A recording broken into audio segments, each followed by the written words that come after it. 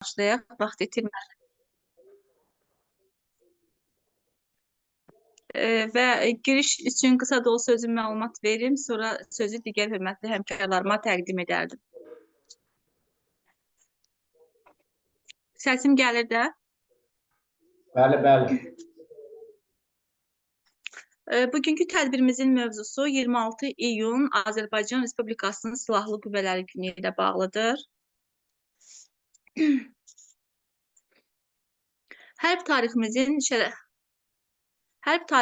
şərəfli səhifəsi olan 26 iyun 1918-ci ildə Azərbaycan Xalq Cümhuriyyətinin qərarı ilə ilk nizami hərbi hissə əlahiddə Azərbaycan korpusu yaradıldı. Müsəlman korpusunun adının dəyişdirilməsi və əlahiddə Azərbaycan korpusu kimi adlandırılması milli silahlı qüvvələrin yaradılması istiqamətində mühüm addım oldu. Lakin 1920-ci il 28 aprelində Sovet İmperiyasının təcavüzü nəticəsində Xalq Cümhuriyyəti süqut etdi. Bundan sonra ölkəmizdə ordu quruculuğu prosesi dayandı. Yalnız milli ordu quruculuğunda əsaslı dönüş Ulu Öndər Heydər Əliyevin 1969-cu ildə hakimiyyətə gəlişindən sonra onun müstəsna xidmətləri sayəsində ölkəmizdə hərbi kadrların hazırlanması prosesi başlanıldı. Heydər Əliyev 1971-ci ildə böyük zəhmətlər bahasına Azərbaycanda hərbi kadrlar hazırlayan məktəbin görkəmli sərkərdə Cəmşid Naxçıvanskinin adını daşıyan hərbi liseyin yaradılmasına nail oldu. Bundan sonra Ulu Öndər Heydər Əliyevin fədakarlığı sayəsində Azərbaycanlı gənclərin Bakı Ali Hərbi Dənizçilik məktəblərində oxuması, eləcə də SSR-nin digər hərbi məktəblərinə güzəştli şərtlərlə qəbul olunması mümkün olmuşdur. Dövlət müstəqilliyi bərpa edildikdən sonra 1993-cü ilin yayında ölkədə yaranmış hakimiyyətsizliyi bərpa etmək üçün ümummilli lider Heydər Əliyevin xalqın tələbi ilə yenidən hakimiyyətə gətirildi. Xalqın səsinə səs verən Ulu Öndər Heydər Əliyev növbəti dəfə siyasi hakimiyyətə qayıdışından sonra ordu quruculuğu istiqamətində mühüm addımlar atıldı. Ulu Öndər Heydər Əliyevin 22 iyun 1998-ci il sərəncamına əsasən əlahiddə Azərbaycan korpusunun yarandığı gün 26 iyun Azərbaycan Respublikasının Silahlı Qüvvələri Günü elan olundu və hər il bu tarix rəsmi dövlət bayramı kimi qeyd edilir. Və Ulu Öndər Heydər Əliyev hərbi təhsil sistemində daha da inkişaf etdirilməsi məqsədi ilə 1993-cü il yanvarın 20-sində Hərbi Akademiyanın yaradılması haqqında fərman imzalamışdır. 2011-ci il iyunun 26-sında Bakı Silahlı Qüvvələri Günü və müstəqilliyin bərpasının 20 illiyi, 2013-cü ildə isə Silahlı Qüvvələr Gününün yaranmasının 95 illiyi münasibəti ilə hərbi parad keçirilib, ordu quruculuğu dövlətin prioritet məsələsi kimi daim ölkə prezidenti cənab İlham Əliyevin nəzarətində saxlanılmışdır. 30 ilə yaxın bir müddətdə Azərbaycanın ərazi bütövlüyünün pozulması və eyni zamanda Ermənistan işğalçı siyasətinin dünyada tanıdılması istiqamətində uğurlu diplomatik iş aparan Müzəffər Ali Baş Komandan cənab İlham Əliyev 2020-ci il 27 sentyabrda əks hücum əməliyyatı ilə başlayan 44 günlük vətən müharibəsində düşmən üzərində qələbə çalaraq tarixi nailiyyətə imza atdı. Qəhrəman hərbiçilərimizin şücaəti, rəşadəti hesabına şəhidlərimizin qanı canı bahasına bütün dünya Azərbaycanın şanlı qələbəsinin şahidi oldu. Füzuli, Hadrut, Cəbrayıl, Zəngilan, Qarabağ, Qubadlı, Şuşa, Kəlbəcər, Ağdam, Laçın və adı çəkilən digər rayonların 300-dən çox yaşayış məntəqələri işğaldan azad olundu. Düşmənin kapitulyasiyası rəşadətli ordumuzun gücü hesabına əldə olunmuş nəticədir. 44 gün ərzində müntəzəm surətdə fərqli mənbələrdən və ünvanlardan müxtəlif təzyiqlər, təhdidlərin olmasına rəğmən Azərbaycan zəfər çaldı. Müzəffər Ali Baş Komandan bununla tarixi ədaləti bərpa etdi. Bugün Qafqazda ən müasir ordu hesab olunan Azərbaycan Milli Ordusu hərbi hava və hava hücumundan müdafiə, hərbi dəniz və quru qoşunlarından ibarətdir. Bu qoşun növləri potensial rəqiblə qırıcı və bombardmançı təyyarələrlə effektiv mübarizə aparmaq iqtidarındadır. MDB çərçivəsində Azərbaycan hava hücumundan müdafiə qüvvələrinə malik ən güclü ölkələrdən sayılır. Dövlətin gücü Azərbaycan xalqının dəstəyindədir. Dövlət siyasəti xalq tərəfindən dəstəklənir və bu siyasətdə böyük imkan verir. Hər bir Azərbaycanlı vətəndaşı kimi, deməli, mən də möhtərəm cənab prezidentimiz Ali Baş Komandanın cənab İlham Əliyevin rəhbərliyi ilə aparılan müasir ordu quruculuğu siyasətindən qürur duyur və iftixar hissi keçirirəm. Qəti əminliklə deyə bilərik ki, ordumuzun günü-gündən artan qüdrəti sayəsində vətənimizin müdafiəsi keçilməz olacaqdır. Azərbaycan Silahlı Qüvvələrin bütün əməkdaşlarının təbrik edir və onları bu şərəfli peşədə gərgin və məsuliyyətli işlərində, xidmətlərində müvəffəqiyyətlər arzu edirik. Diqqətinizə görə çox sağ olun, hörmətli həmkarlar və istərdim ki, indi isə sözü digər hörmətli məruzə üçün digər hörmətli həmkarlarıma təqdim edim. Deməli, Azərbaycan Dövlət Aqrar Universitetinin İctimai Fənlər Kafedrasının baş müəllimi, tarix elmləri üzrə fəlsəfə doktoru Səfərova Çinarə müəlliməyə təqdim edim. Çinarə müəllimə, burada sizə zəhmət olmasa buyurun, siz dinləyirik. Salam. Bəli, Aynur xanım, çox sağ olun təqdimat üçün, təşəkkür edirəm söz verdiyiniz üçün. Mən də əlamətlər günürəm. Çinarə müəllimə, xüsusi təşəkkür edirəm ki, fəlsəfə doktoru adına layiq görülmüşdür həqiqətində. Müəllimə, siz bu adı həqiqətən layiqsiniz, yəni sənəd üstündə deyil, həqiqətində bu adı doğrudan layiqsiniz. Uğurlarınız davamlı olsun. Çox sevindirici hiss oldu həqiqətən. Çox sağ olun, çox sağ olun Aynur xanım. Təşəkkür edirəm. Bu əlamətlər günlə bağlı bu tədbirdə iştirak eləmək mənim üçün də xoşdur və fikirlərimi bölüşmək istərdim. Əlbəttə ki, bugünkü müasir Azərbaycan Respublikasının silahlı qüvvələrinin yaradılması hələ Azərbaycan Xalq Cümhuriyyətinin bilirsiniz ki, fəaliyyəti dövrünə təsadüf edir və 1918-ci il iyun ayının 26-sında Azərbaycan Xalq Cümhuriyyəti Nazirlər Şurasının qərarı ilə ölkəmizdə İlk nizami hərbi hissə əlahiddə Azərbaycan korpusu yaradılmışdır və sözsüz ki, Azərbaycan Xalq Cümhuriyyəti dövründə əsası qoyulmuş Azərbaycan ordusunun ənənələri bugün də yəni qorunub və inkişaf etdirilir və xüsusilə də bu proses ümumi lider Heydər Əliyevin məhz fəaliyyəti dövründən başlamışdır. Onun ciddi səyləri nəticəsində Ulu Öndərin rəhbərliyi altında silahlı qüvvələr quruculuğu sahəsində aparılan işlər ölkəmizdə mütəşəkkil, qüdrətli ordu yaratmağa imkan vermiş və bugünkü və eyni zamanda gələcək üçün daha, belə deyək, möhkəm bir təməl yaratmışdır. Azərbaycan ordusu yaradılmasına sözsüz ki, Cümhuriyyət dövründə başlanıldığı vaxtdan müxtəlif təzyiqlərə məruz qalırdı. Çünki bəllidir ki, həm Çar Rusiyası dönəmində Cümhuriyyətdən öncə müstəmləkəçilik dönəmində Azərbaycanlılara silahı yadırtmağa, yəni silah belə deyək ki, o istifadəni unutturmağa çalışırdılar və baxmayaraq Cümhuriyyət dövründə də ki, müxtəlif təzyiqlərə rast gəlinirdi. Eyni zamanda həm xaric, həm də daxildən göstərilən təzyiqlərə baxmayaraq Azərbaycan ordusu formalaşdı.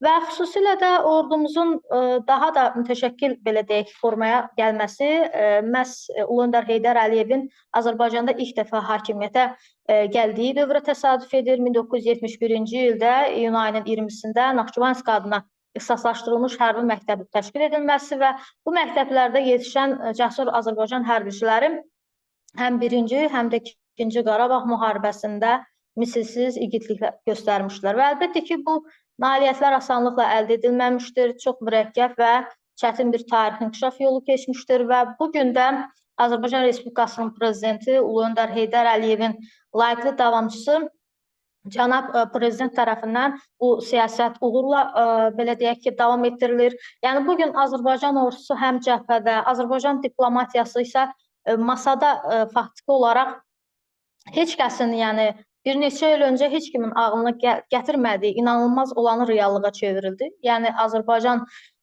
ordusunun müvəffəqiyyəti nəticəsində, əzmi nəticəsində Azərbaycan öz torpaqlarını, ərazi bütövlüyünü bərpa elədi. Sözsüz ki, Prezident İlham Əliyevin müdafiə qüdrətimizin möhkəmlənməsi istiqamətində davam etdirdiyi siyasət özünü doğrultdu və burada xüsusilə də xalqla ordunun birliyi qələbə əzmini daha da artırdı və Ulu Öndər Heydər Əliyevin hətta o belə vurulur, sülh danışıqlarını cəsarətlə apara bilmək üçün güclü orduya malik olmaq lazımdır sözlərinin hikmətini məhz sülh danışıqlarına sadiq qalmaqla, müdafiə qüdrətimizi möhkəmləndirməklə ordumuzu həm müasir silah, sursat və hərbi avadanlıqlarla təminatını qələbə üçün başlıca amil kimi məhz cənab prezident diqqətində saxladı və o sözsüz ki, bugün siyasi müstəvidə qazanılan qələbə döyüş meydanındakı zəfərimizi təmin etdi. Düzdür, əlbəttə ki, yəni 30 ildən çox demək olar ki, cəhd göstərilirdi ki, danışıqlar yolu ilə bu məsələ həll olunsun. Amma əldə olunmayan nəticəyə biz məhz hərbiçilərimizin, ordumuzun peşəkarlığı, rəşadəti nəticəsində şəhidlərimizin canı, qanı bahasına biz bu siyasətdə qələbə çaldıq. Həm döyüş meydanında, həm danışıqlar masasında. Bugün hesab edirəm ki, Cənubi Qafqazın Azərbaycan lider ölkəsidir. Həm qalib ölkə baxımından, həm də ordusunun gücü baxımından. Hətta onu vurğulayardım ki, Azərbaycan NATO standartlarına uyğun hazırlanmış silahlı qüvvələri ilə Cənubi Qafqazın lider ölkələrindən biridir və sözsüz ki, Azərbaycan silahlı qüvvələrinin son Qarabağ müharibəsindəki imkanları onun keçmiş Sovet coğrafiyasında ən güclü və döyüşə hazır ordularından biri olduğunu təsdiqləyir.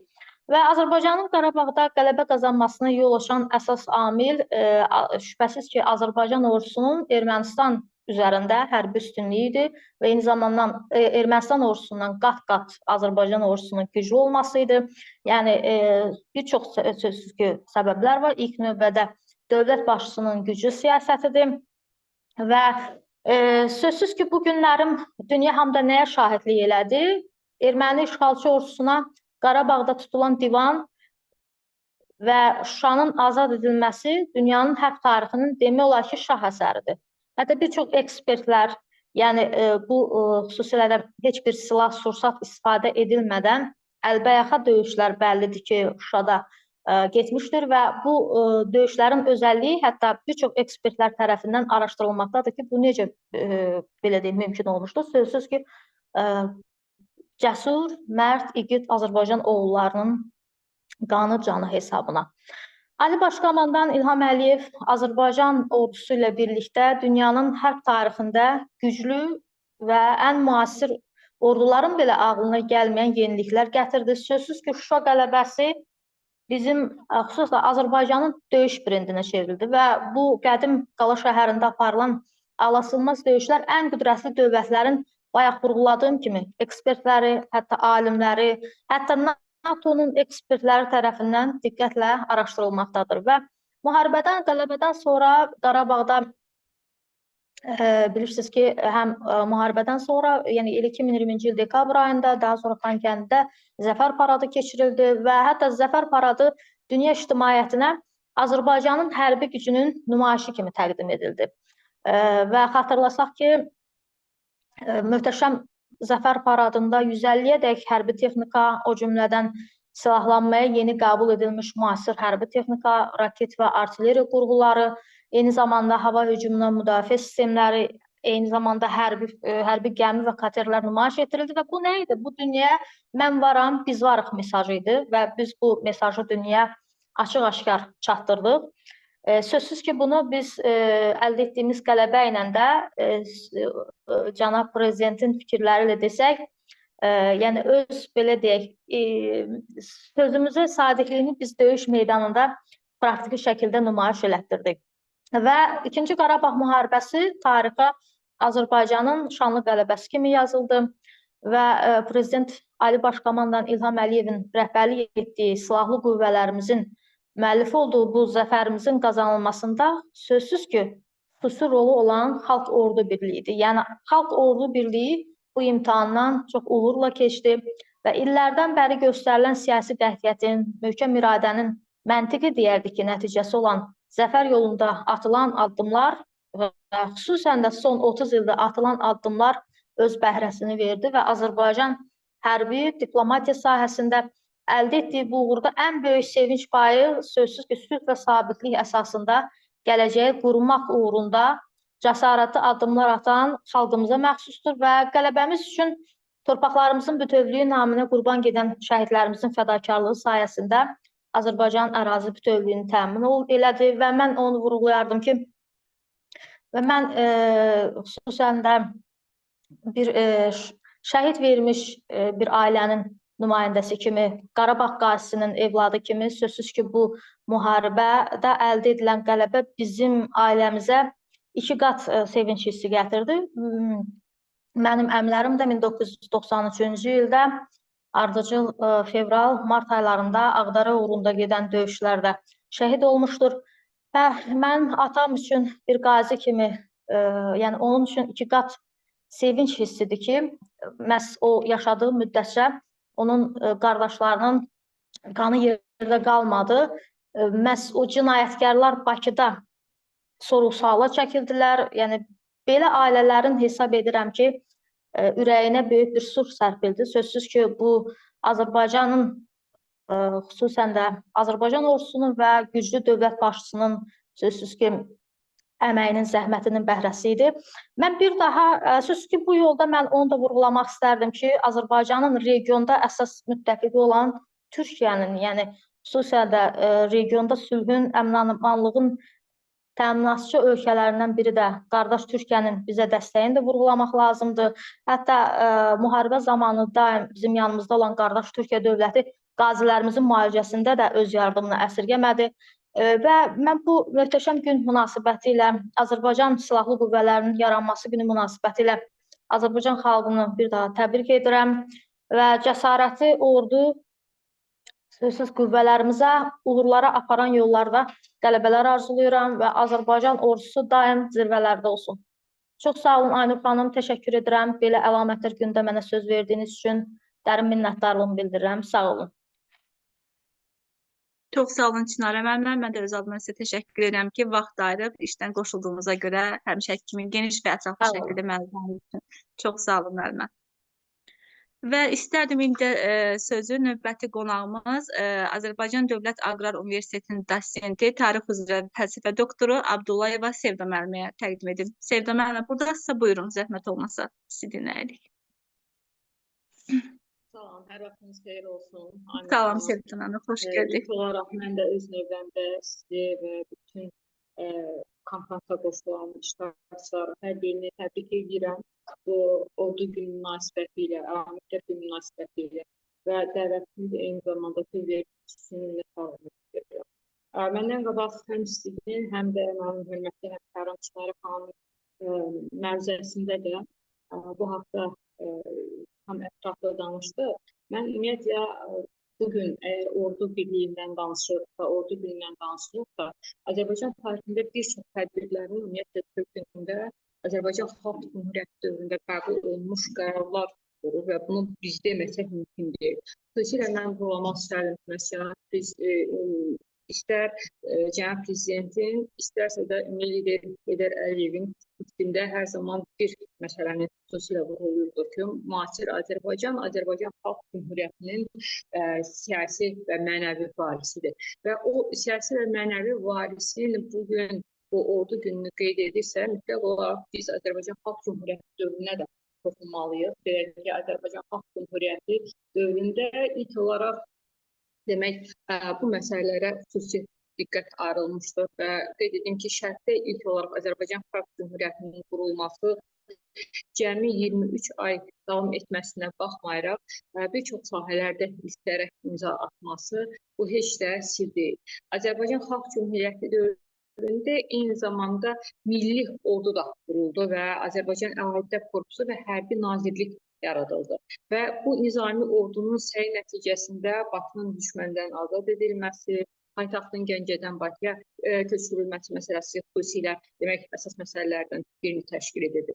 Azərbaycan Xalq Cümhuriyyəti dövründə yaradılmış Hərbi Nazirliyin tarifi Azərbaycan ikinci müstəqilliyi əldə etdikdən sonra milli liderin səyi nəticəsində rəsmiləşdirilmişdir. Mən onu qeyd edim, 1998-ci ilin may ayının 22-sində imzaladığı 707 nömrəli fərmana əsasən 26 iyun Silahlı Qüvvələr Günü kimi demək tarixə qovuşmuşdur.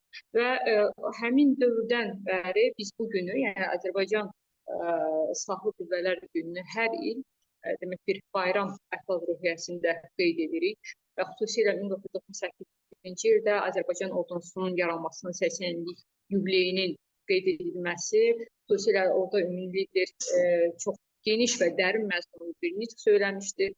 Qeyd etmişdir ki, biz 26 iyun günü bayram elan etmişik və bu tam əsaslıdır, məqsədə uyğun və qanuna uyğundur. Çünki 80 il öncə məhz bu gün Azərbaycan Xalq Cümhuriyyətinin ölkəmizin müstəqilliyini elan edən, Xalq Cümhuriyyətinin müstəqil Azərbaycanı qurub yaradan, hələ Gəncədə fəaliyyət göstərən hökumətin ilk addımlarından biri Azərbaycan Milli Ordusunun yaradılması haqqında verdiyi qərar olmuşdur. Həmin qərara ümumiyyətlə addıma böyük hörmət əlaməti olaraq 26 iyun günü Silahlı Qüvvələr Günü kimi elan edilməsi məhz cənab istər millidir Heydər Əliyevin dövründə, istər cənab prezident İlham Əliyevin dövründə çox böyük qayğı, çox böyük diqqətlə yanaşılmışdır. Ümumiyyətlə, həmin dövrlərə biz nəzər salsaq, Azərbaycan Xalq Cümhuriyyəti dövründə bütün ordunun yaradılması, ümumiyyətlə Azərbaycanın yerləşdiyi siyasi coğrafi mövqe elə bir yerdədir ki, burada ordunun saxlanması şərtdir. Və eyni zamanda həmin dövrdə də bu şərt idi. Yəni, ordu saxlanmalıydı, ordu olmalıydı. Çünki Azərbaycanın ümumiyyətlə Cənubi Qafqazda olan mövqeyi, Azərbaycanın Cənubi Qafqazda tutduğu və aparıcı mövqeyi bunu bilavasitə məcbur edirdi. Və həmin dövrdə də biz biraz tarixi nəzər salsaq görəcəyik ki, 1918-ci ilə qədər ümumiyyətlə Azərbaycan Türkmən-Sülh müqaviləsi bağlanandan sonra Azərbaycan xalqının əlinə silah verilməsi dayandırılmışdır. Xalq ümumiyyətlə silahdan uzaqlaşdırılmışdır. Və belə bir dövrdə 1918-ci ildə ilk dəfə olaraq yenidən milli ordunun yaradılması haqqında Azərbaycan Xalq Cümhuriyyətinin verdiyi qərar qanun demək olar ki, Azərbaycan tarixində xüsusi məsələ kimi önə çıxdı və irəli getdi. Əlbəttə ki, əli silah tuta bilməyən əhalinin birdən-birə ordunun yaradılması və hətta onlara Azərbaycan dilində belə salamlaşmağa icazə verilməyən bir əhalinin yenidən bir ordu yaratması eləcə də yəni adi bir məsələ deyildi. Düzdür, bu məsələ də o zamanki Osmanlı İmperiyasının Azərbaycanlılara, Azərbaycan xalqına qarşı çox böyük dəstəyi, yardımı olmuşdur. Amma bununla bərabər Azərbaycan xalqının da özünün ruhunda bu döyüşkənlik, mübarizlik var idi. Və bu döyüşkənlik, mübarizliyin nəticəsi olaraq həmin o, belə deyək də, ordu yaradıldı. Və ilk olaraq Xosrov Paşa bəy Sultanov bu vəzifəyə təyin olmuşdur. Daha sonra Səməd bəy Mehmandarov bu vəzifəni özlərinə götürmüşdür. Və qeyd edim ki, Azərbaycan ordusunda, Azərbaycan dilində salamlaşma məsələsini məhz ilk dəfə olaraq Səməd bəy Mehmandarov gündəmə gətirmişdir. Artilleriya Allahı o zaman demək adlandırılan və demək olar ki, həm müstəqil Azərbaycan Respublikasının, o zaman Azərbaycan Xalq Cümhuriyyətinin yaranmasında, var olmasında, eyni zamanda Azərbaycan Xalq Cümhuriyyətinə qədər Rusiya-Yapon müharibəsində, ümumiyyətlə Rusiyanın təmsil edən Ayağa Şuşinskinin burada rolu çox böyükdür. Təəssüflər olsun ki, Azərbaycan Xalq Cümhuriyyəti dövründə bəzi ədəbiyyatlarda 23, bəzi ədəbiyyatlarda 28 generalın olduğu haqqında məlumat verilirsə də, amma sonraki dövrlərdə həmin o generalların və ümumiyyətlə Azərbaycan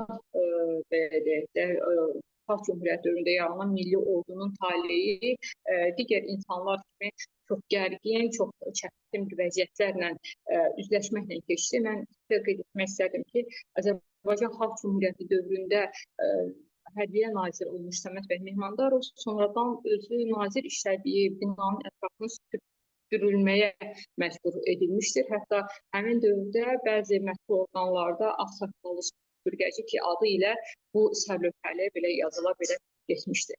Amma bugün Azərbaycan ikinci müstəqilliyi qazandıqdan sonra bütün sahələrdə olduğu kimi, eyni zamanda hərbi sahədə də çox böyük nailiyyətlər əldə etmişdir. Mən qeyd edim ki, Ümummilli lider Heydər Əliyevin birinci səfər hakimiyyətə gəlməsindən sonra cəmi 2 ildən sonra hərbi məktəbin açılması o özü artıq böyük bir şeylər deyildi. O artıq xalqın, millətin özünü müdafiə etmək, özünü qorumaq və ümumiyyətlə o coğrafi strateji mövqeyi yaxşı qiymətləndirə bilirdi ki, məhz hakimiyyətə gəlməsindən cəmi 2 il keçəndən sonra bu məktəbin, hərbi məktəbin yaranmasına nail oldu və bu hərbi məktəbin yaranması heç də elə belə deyil və o hərbi məktəbin yetirdiyi kadrları idi. İkinci Qarabağ Savaşında Azərbaycanın belə deyək də, bayrağını göylərə qaldırdılar. Biz bugün deyə bilərik, Azərbaycan 2-ci Qarabağ Savaşında ən son silahlarla silahlanmışdılar, 5-ci nəsil silahlar haqqında məlumat verirlər və məndən qabaq İsmail müəllimə qeyd elədi, xüsusilə burada Şuşa əməliyyatlarına, hansı ki, həmin əməliyyatlarla əlbəyaxa döyüş gedirdi.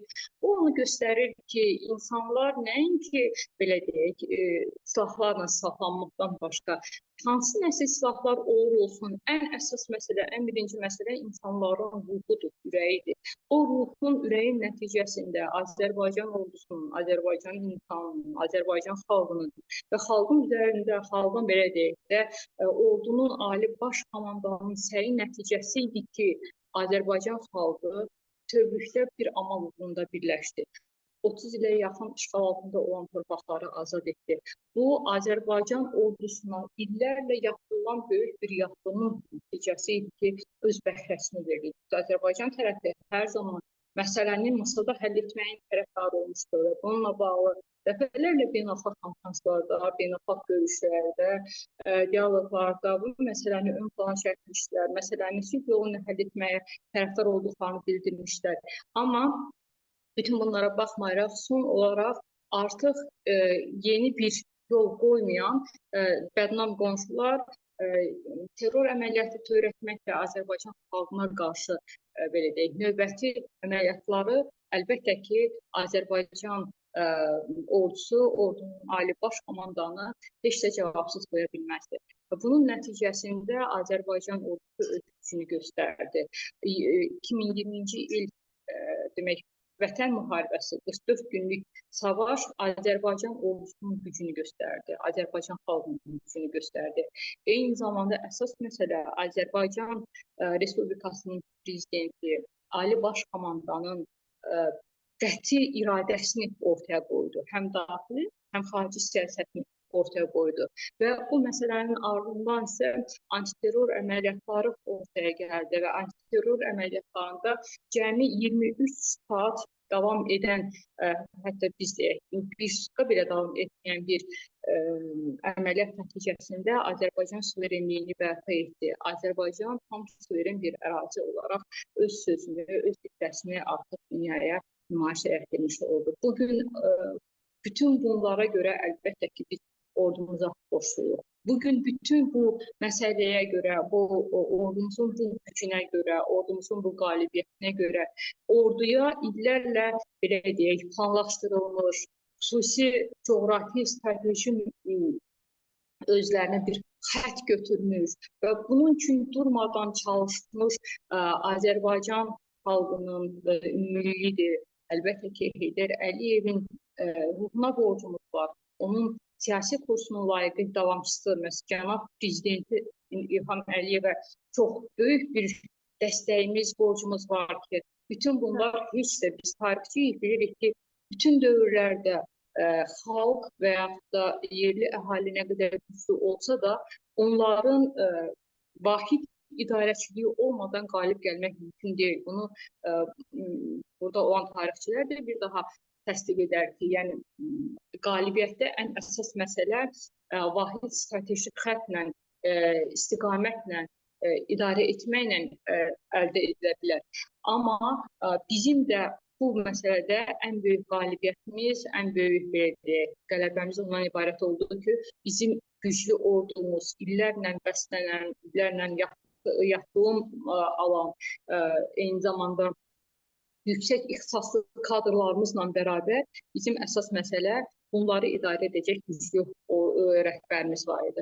Və bütün bunlar bizi əlbəttə ki, sevindirir. Bugün biz artıq qələbənin 5-ci il dönümünü qeyd edirik və bu qələbə, bu belə deyək, əldə etdiklərimiz yeniliklər bizi Azərbaycanın daha növbəti belə deyək, istiqamətlərə aparır. Bizim Qərbi Azərbaycanla bağlı Azərbaycan xalqının, Azərbaycan ordusunun, Ali Baş Komandanın fikirləri günbəgün ona yaxınlaşır və bütün bunlar üçün əlbəttə ki, ilk növbədə bu yaradılmış şərait, ordunun möhkəmləndirilməsi, qüvvətinin daha da artırılması üçün məhz cənab prezidentə minnətdarlığımızı bildiririk. Eyni zamanda ordumuzun bütün heyətinə bizə bugün yaşatdıqları üçün təşəkkürümüzü bildiririk. Ən əsas da biz bütövlükdə istər Vətən savaşında, 44 günlük savaşda, istər antiterror savaşında, belə deyək, əməliyyatlarında, istərsə də 1-ci Qarabağ savaşında, ümumilikdə Azərbaycanın müstəqilliyi və ərazi bütövlüyü uğrunda canından keçən bütün şəhidlərimizin ruhuna çox böyük ehtiramımız var, çox böyük, belə deyək, təşəkkürümüz var. Onların canı, qanı bahasına biz yenidən ayaq üstəyik. Biz bugün ordumuzun gücündən danışırıq, ordumuzun belə deyək də, yenilməzliyindən danışırıq. Və əlbəttə ki, bir daha xatırladıram, bütün bunların kökündə Azərbaycan insanının ürəyi durur ki, bu Azərbaycan insanı da ürəyini məhz ordu və ordunun Ali Baş Komandanından alır. Mən bugün münasibəti ilə bütövlükdə Ali Baş Komandanının, eyni zamanda Azərbaycan ordusunu, Azərbaycan xalqını hər birimizi təbrik edirəm və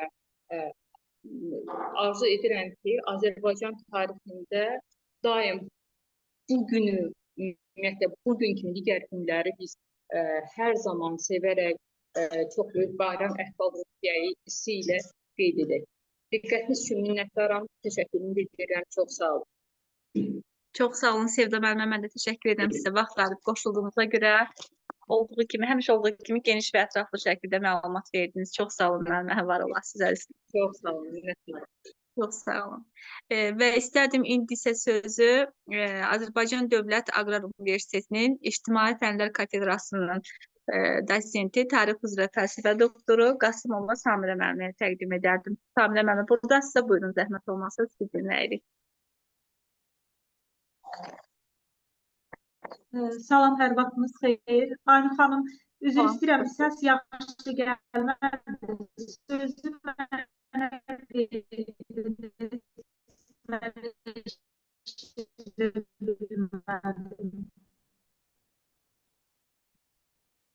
Samirə müəllimə, səsinizlə internet xətti ilə əlaqədar olaraq yaxşı gəlmədi. Necə dediniz? Samirə müəllimə, buyurun, eşidirik sizi. Yəqin ki, siz mən eşidirsiniz. Hə, xoş gördük hər birinizi. Xoş gördük Samirə müəllimə.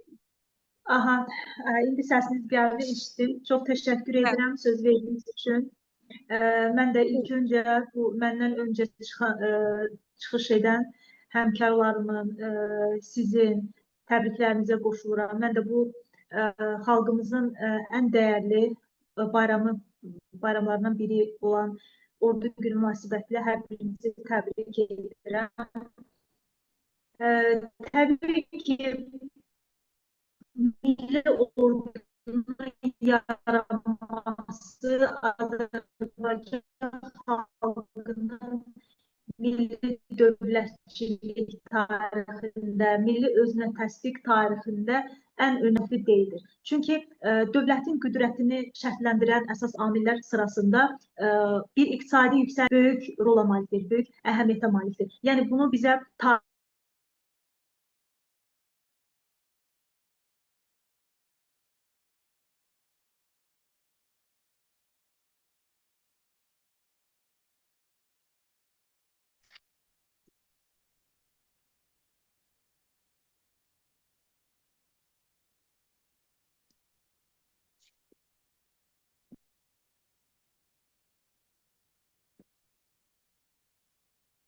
Aynur xanım, eşidirsiniz? Bəli, müəllimə, eşidirik sizi. Hə, mən yenidən qoşuldum. Deyəsən vaxt tamam olmuşdu.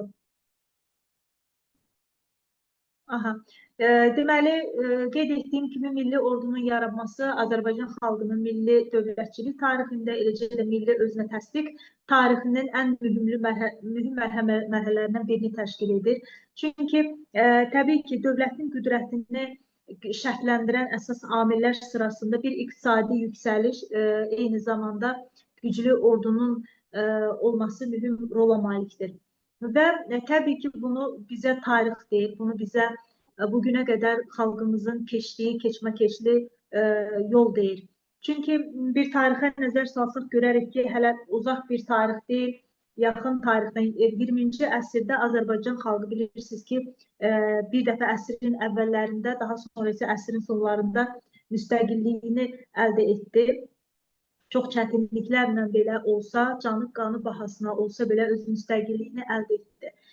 Və hər iki tarixdə, istər əsrin əvvəllərində, istər əsrin sonlarında həmin müstəqillik ərəfəsində xalqımız çox böyük, saysız hesabsız qurbanlar verməli oldu. Və bu iki tarixin ikisi də bizə göstərdi ki, hər bu vacib məqamlarda ordunun, güclü ordunun olması xalqı hansı